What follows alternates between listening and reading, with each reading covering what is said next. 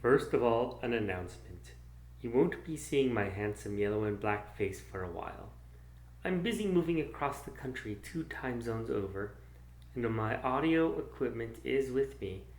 The video camera is back in my home record with my wife and kids. I'll be back in front of a camera soon enough. With that out of the way, on to the topic of the day. Several of the Democratic Party candidates had advocated for free college. I honestly can understand the motivations behind this call.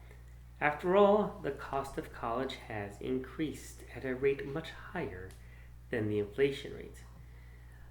While that can make the call for free college seem sensible, I actually feel that it is treating the symptom and not the cause.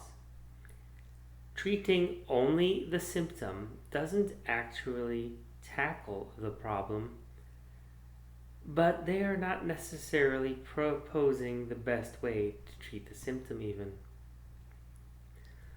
First of all, to get it out of the way, the best possible symptomatic treatment is free trade school. One does not need to agree with her proposal to see that what might be the best way to achieve the goal of the proposal.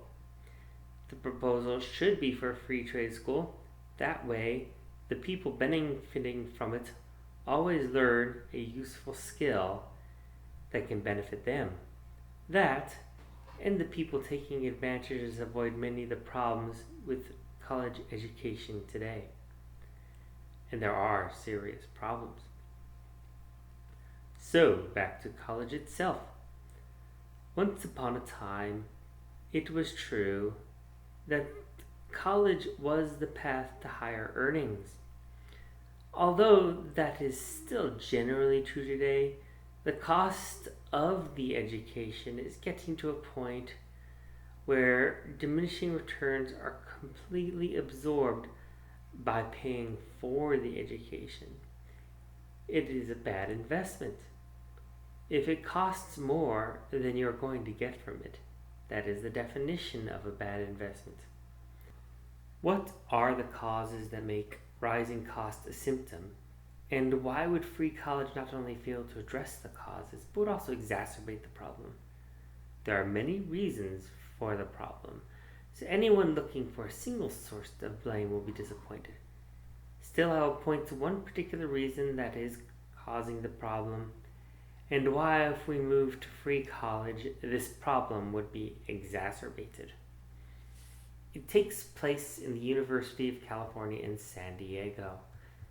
Back in 2011, they lost 3 very prominent professors in cancer research to another university, Rice University, who offered them a substantial pay increase to be professors at Rice.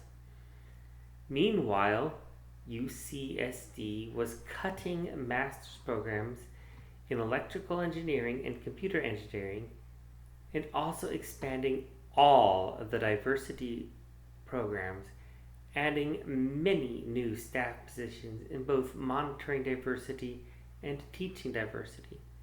The amount of money allocated to the diversity department could easily have retained the professors and also retained the programs. The key feature here is that this is a government college, not a private college. Private colleges need to attend more closely to the desires of the incoming students.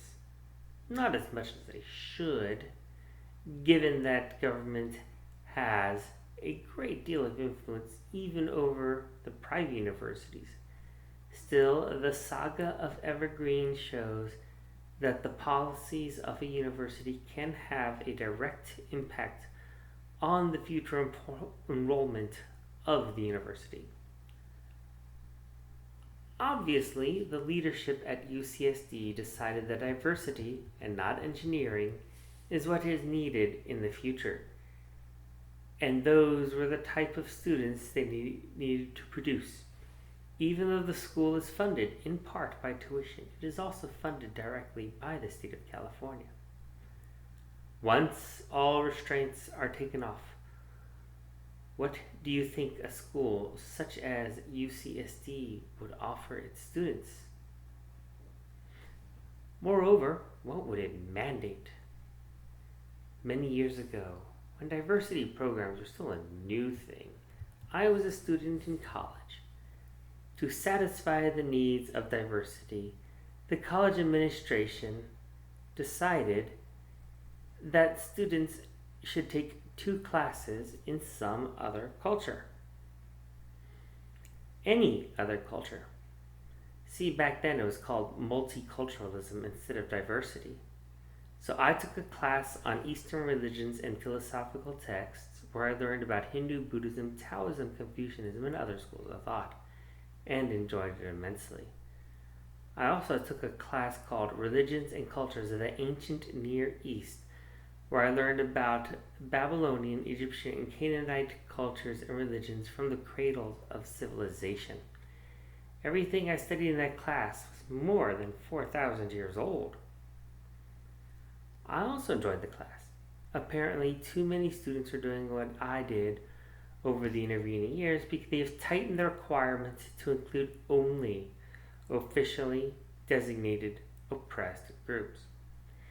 And that's the crux of it.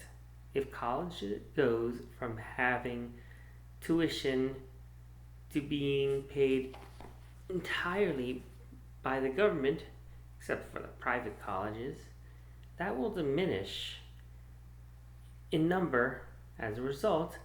Then forces like this will have no check on their growth. Colleges will be more than able to decide what is necessary in the future, what is necessary for a student to learn without any countervailing forces able to check their decisions.